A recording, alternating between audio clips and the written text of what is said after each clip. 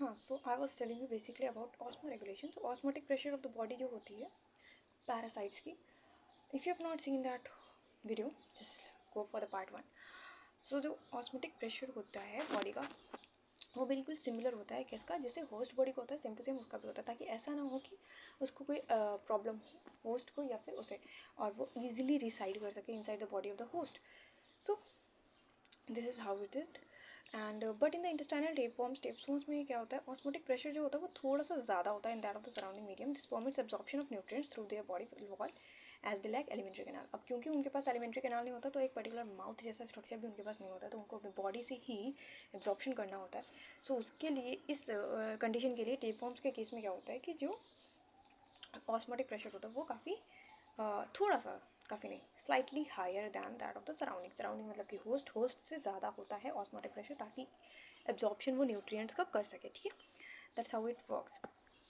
Then after periodic appearance ये एक थोड़ा सा इंपॉर्टेंट है. तुम अगर इसको थोड़ा सा अच्छे से पढ़ लो तो तुम्हें मतलब क्या बोलते हैं, कभी कभी क्वेश्चन आते हैं. ऐसा रेगुलरली हमने नहीं देखा है इस पर क्वेश्चन आ रहे हैं, बट फिर भी is a must thing, keep in mind. So periodic appearance is that there are some parasites which appear in a definite period. The microfilariae of Wuchereria bancrofti क्या है, एक कॉजल ऑर्गेनिज्म है. किस चीज़ का कॉजल ऑर्गेनिज्म, फाइलेरियसिस या फिर जिसको हम एलिफेंटियासिस भी बोलते हैं. ठीक है, उस डिज़ीज़ का जो ये कैरियर होता है, तो विचरेरिया ब्रॉनक्राफ्टी जो है उसका माइक्रोफिलरी जो होता है circulate in the peripheral blood circulation at night between 10 PM to 4 AM, क्योंकि the period when the culex bites a man, nocturnal habit. Since they require culeus moxilio for the further development, thus their migration is correlated with the nocturnal habit of the culex.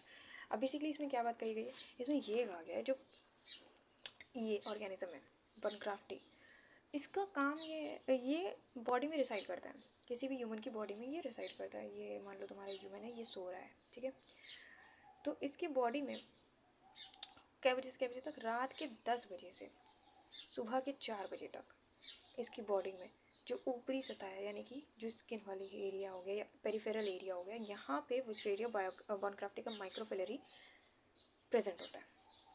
बाकी time में ये अंदर की side पे reside करता है, लेकिन जब ये सो रहा होता है रात के 10 से 4, वैसे हम लोग तो नहीं सोते अब आजकल, पर जब ये सोने का टाइम होता है तब ये वाला जो माइक्रोफिलरी है जो कि इन्फेक्टिव स्टेज है वो ऊपर ही साइड पे आ जाती है. अब इस स्टेज में क्या होता है कि मान लो कोई मच्छर आया इसको काट के गया यहाँ यहाँ यहाँ यहाँ, तो जैसे ही उसने उसको बाइट किया, क्योंकि वो मच्छर जो है, मच्छर का नाम क्या है, क्यूलेक्स. क्या नाम है, क्यूलेक्स बाइट करता है रात में 10 से 4. तो कुदरत ने उसके लिए ही ऐसा किया है कि माइक्रोफिलरी क्या करते हैं, ऊपर ऊपर पे आ जाते हैं, ताकि जब कोई मच्छर आएगा इनको बाइट करेगा इस इंसान को, तो उसके साथ में कौन चिपक जाएंगे, उसके साथ में चिपक जाएंगे ये कौन, माइक्रोफिलरी. और जब ये मच्छर यहाँ से उड़ेगा, ये मच्छर तुम्हारे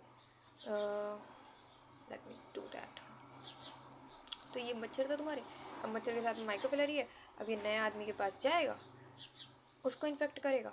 ये बेचारा दूसरा आदमी सो रहा था, ये इसको काटेगा, इसकी बॉडी में चला गया, ट्रांसमिट हो गया. और ये जो पीरियोडिसिटी आई है या पीरियोडिक अपीयरेंस देखने को मिला है, periodic appearance is basically nothing but the time, जब नॉर्मली क्या होता है कि हर ऑर्गेनिज्म पूरी बॉडी में फैला होता है, या तो एक किनारे पड़ा होता है, मतलब किसी भी ऑर्गन के पास एक किनारे पड़ा होता है पैरासाइट्स.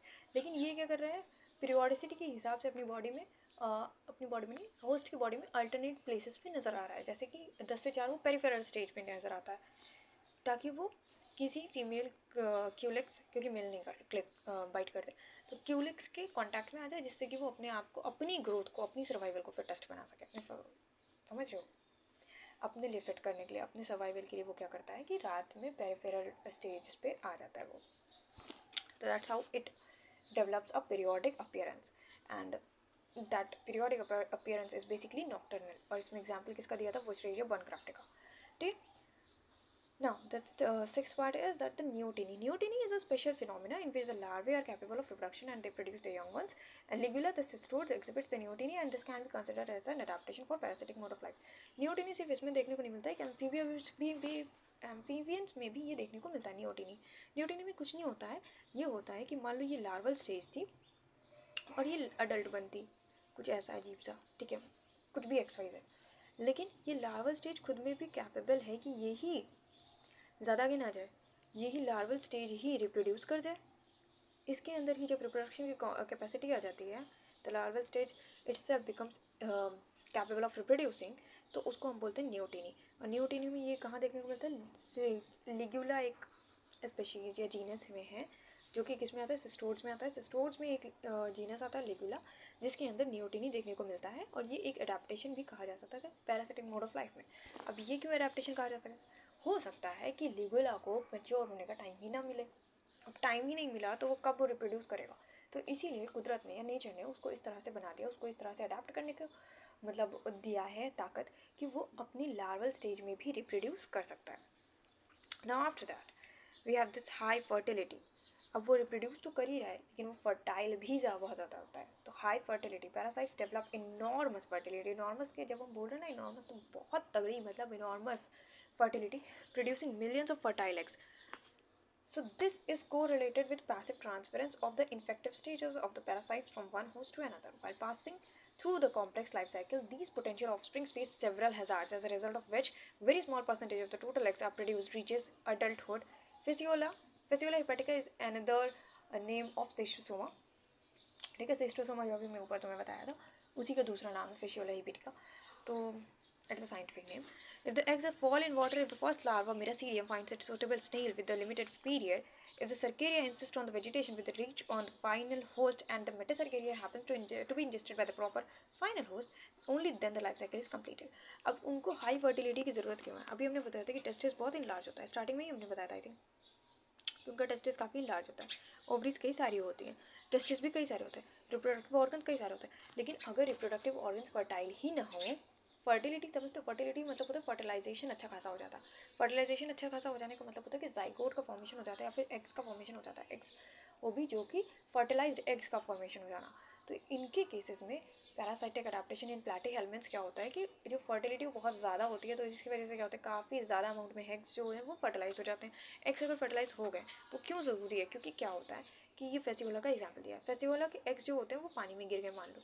अब उसका जो पहला सूटेबल होस्ट होता है वो होता है स्नेल, जो कि उसका जो लार्वा कौन सा होता है, लार्वा की स्टेज जो पहली होती है वो होता है मेरासीडियम लार्वा। मेरासीडियम लार्वा अगर किसी सूटेबल स्नेल के पास चला गया, मतलब उसके कांटेक्ट में आ गया, तब तो बढ़िया बढ़िया है। फिर वो क्या करेगा, मेरासीडियम लार्वा फिर सर्केरिया में कन्वर्ट होगा, सर्केरिया में जब कन्वर्ट होगा तो फिर वो मेटासर्केरिया में कन्वर्ट होने के लिए अपने अंदर इंसिस्टमेंट करने लगेगा। इंसिस्टमेंट करने के बाद क्या होगा, vegetation with in the reach of final host. अब वो क्या करेगा, इंसिस्टमेंट कर लेगा, और फिर वो किसी वेजिटेशन पे पास जाके वेट करेगा जब तक कि उसको फाइनल होस्ट उसको अपने अंदर इंजेस्ट या खा नहीं लेता है। किसी तरीके से वो वेजिटेशन पे जाके चिपकेगा प्लांट्स वगैरह पे, जिसके थ्रू वो क्या होगा, किसी फाइनल होस्ट के अंदर जाएगा। फाइनल होस्ट उसको जब ले लेगा अपने अंदर, तब उसकी जाके एक लाइफ साइकिल प्रोड्यूस होगी। तो इस पूरी स्टेजेस को होने में काफ़ी ज़्यादा कॉम्प्लेक्स स्टेजेस हैं, और पूरी लाइफ साइकिल कंप्लीट होने में क्योंकि दो होस्ट की इसको ज़रूरत पड़ रही है, तो there are multiple chances, various chances कि वो सर्वाइव ना कर पाए। हो सकता है उसको होस्ट ना मिले टाइम पे, हो सकता है उसको स्नेल ना मिले टाइम पे, हो सकता है उसको फाइनल होस्ट ना मिले, या हो सकता है उसको वेजिटेशन के टाइम पे जब वो कहीं पे अटैच्ड था तब उसको दिक्कत हो जाए, या वो सर्वाइव ना कर पाए, इंसिस्टमेंट कम्प्लीटली ना हो पाए। तो इसलिए फर्टिलिटी बहुत ज़्यादा हाई रखी जाती है। इसके अलावा क्या है, ट्रांसफरेंस ऑफ द एग्स और इन्फेक्टिव स्टेजेस। अब ट्रांसफर जो होता है, this is another major problem for which the parasites have to develop adaptation. The transference from one host to another is either active transfer, या तो वो actively transfer हो सकती है या तो फिर पैसिवली ट्रांसफर हो सकता है। This is a less common method, क्योंकि एक्टिव ट्रांसफर कम होते हैं, क्योंकि infective stages are actively transfer to the final host. The larval stages of the most parasites are bore directly through the skin. क्या होते हैं, डायरेक्टली स्किन के through जाते हैं, and there host such as larva of the hookworms and शिस्टोसोमास।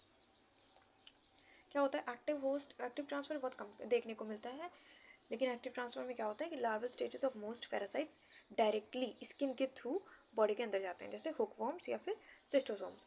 या passive transfer में क्या होता है, in this is the most common method, passively most common होता है, ये लेस कॉमन होता है। एक्टिव ट्रांसफर बहुत कम देखने को मिलता है, लेकिन पैसिव ट्रांसफर बहुत ज़्यादा देखने को मिलता है, and usually results from the careless habits of the host जब केयरलेस करता है, ठीक है, बिल्कुल भी ध्यान नहीं देता, तभी ये ऐसा होता है कि पैसिव ट्रांसफर हो पाए, and is achieved in several ways such as contamination, inoculation, oral infection occurs when the host takes uncooked food or contaminated water. अब मान लो कि तुमने कोई वेजिटेशन ऐसा इंटेक कर लिया जिसके अंदर किसी न किसी पैरासाइट का सिस्ट प्रेजेंट था। अब तुमने अनकुक्ड उसको अगर यूटिलाइज किया है या इंटेक किया है, तो तुम्हारे इन्फेक्शन के चांसेस बन सकते हैं। कंटामिनेटेड अगर फूड लिया है तो उसकी वजह से इन्फेक्शन के चांसेस बन सकते हैं. इनोकुलेशन हुआ है तो फिर तुम्हारे इन्फेक्शन के चांसेस बन सकते हैं. This is called the passive transfer. The intermediate host such as the mosquitoes. Mosquito क्या है? इंटरमीडिएट होस्ट है, क्योंकि एक ऑर्गेनिज्म है जो अभी तुम्हें जो वुचेरिया बॉर्नक्राफ्टिक वाला एग्जांपल बताया था उसमें से पहला होस्ट है प्राइमरी होस्ट, फिर सेकेंडरी होस्ट कौन बना? मॉस्किटो बना. फिर मॉस्किटो से फिर वापस किसी दूसरे होस्ट में गया ना. सो द इंटरमीडिएट होस्ट जो होते हैं जैसे कि मॉस्किटो हो गया, इनोकुलेट पैरासाइट्स हो गया. Inoculate parasites when they stuck the blood of the host. Inoculate मतलब अपने अंदर इनोकुलेट कर लेना, ठीक है. इनोकुलेट का inoculation is nothing but containing something, इसको ही बोल सकते हो. उनके अंदर भी पैरासाइट्स डेवलप होने लगते हैं, उनके अंदर जाके रिटेन करते हैं, तो उसको इनोकुलेट कह सकते हैं. तो this is how the passive transfer takes place. Active transfer में क्या होता है कि larval stages through skin directly चले जाते हैं, लेकिन पैसिव ट्रांसफर में बहुत कॉमन मेथड है, ठीक है. और ये कंटामिनेशन, ओरल इन्फेक्शन, इनोकुलेशन इन सब के थ्रू हो सकता है. अब क्या होता है, वो एक और काम करते हैं पैरासाइट्स. ये भी उनके एक अडेप्टेशन है कि वो हार्मोन किसके यूज़ करते हैं? होस्ट के हार्मोन्स यूज़ करते हैं. Some parasites are use hormones of the host. Example the life cycles of the frogs and trematode. Trematode और फ्रॉग की लाइफ साइकिल ऐसी होती है. Polystoma integerrimum infecting it synchronize. So it has been seen that when a frog produces egg, the parasite also produces eggs. ये sink होके, मतलब जब मेढक के बच्चे होंगे तब उसी पैरासाइट के भी बच्चे होंगे. उस पैरासाइट का नाम है पॉलिस्टोमा. So this means that the frog secretes some hormones for producing eggs and the same hormones are used by the parasites to produce eggs. अब ये इतना कामचोर हो चुके हैं कि ना इनको खाने के लिए कोई ऑर्गन चाहिए, ना इनको डाइजेशन के लिए कोई ऑर्गन चाहिए. रिप्रोडक्शन के ऑर्गन के पास भर भर के प्रेजेंट है, लेकिन फिर भी ये होस्ट पे, जो कि इनका फ्रॉग है, फ्रॉग के अंदर रहता है पॉलिस्टोमा, लेकिन ये इतना ज़्यादा मतलब काहिल टाइप का इंसान है, आलसी, कि इंसान नहीं है मतलब ऑर्गेनिज्म है, कि ये अपने लिए कोई रिप्रोडक्टिव हार्मोन्स भी प्रोड्यूस करने की ज़रूरत नहीं करना चाहता. ये चाहता है कि सब कुछ इसको करा कराया मिल जाए. तो बेसिकली जब फ्रॉग अपने एग्स प्रोड्यूस करने के लिए कुछ हार्मोन सिक्रेट करता है, तभी ये भी अपने एग्स को प्रोड्यूस कर देता है. उसी के हार्मोन्स में बहती गंगा में हाथ धो लेने वाला काम करता है. अब क्या है, कंक्लूजन ये है कि the parasites are intelligent enough as the other organism which have accepted the challenges of the changing the environment of host and have constantly modified changed in order to survive in an efficient way in the host hostile environment. So the parasites always change in such a way so as to establish an equilibrium with the host. As long as this equilibrium is maintained, there are no consequences of the disease in the host, but when the equilibrium is shifted to the disease occurs. Basically क्या होता है, अगर कोई भी parasite आपके अंदर reside कर रहा है तो पहले तो आपको कोई इशू नहीं होगा अगर वो इतनी इत्मीनान से रह रहा है. तो वो ज़्यादातर यही ट्राई करते हैं कि उनको ही रहने से आपको कोई प्रॉब्लम ना हो, क्योंकि वो बिल्कुल भी ऑस्मोटिक प्रेशर अपना बराबर रख ले रहे हैं, ठीक है. उनकी बॉडी का कंपोजिशन भी बिल्कुल वो आपके साथ ही मेंटेन करने की कोशिश करते हैं, आपके साथ मतलब होस्ट के साथ. तो at certain point of time जब उनका रिप्रोडक्शन इतना ज़्यादा हो जाता है, इतना ज़्यादा कि वो दिक्कत करने लगता है, तब आपको डिजीज़ होती है. नहीं तो बेसिकली ज़्यादातर ऐसे केसेस में कोई डिजीज़ देखने को नहीं मिलती. I hope you enjoyed the lecture. This was all about parasitic adaptation in platyhelminths. और इतना ही आंसर काफ़ी होगा. In case if you want to draw some diagrams, you can just draw the diagram of tapeworm and some other things. And if still you want to draw, you can draw the diagram of microfilary which I was telling about. trichome के भी diagram बना सकते हो तुम, ठीक है. उसके अलावा वुचेरिया बॉर्नक्राफ्टिक के बारे में जो भी हमने बनाया था एक डायग्राम, नहीं मच्छर वाला, वो भी तुम बना सकते हो किसी तरीके से. उसको रिप्रेजेंटेटिव डायग्राम भी बनाया जा सकता है उसका. So this will be sufficient for you I think. वैसे डायग्राम मांगते नहीं है, बट इसमें कंटेंट अच्छा होना चाहिए तुम्हारे पास. I think content I have already delivered you. So if you enjoyed it, just study well. All the best for exams. Bye.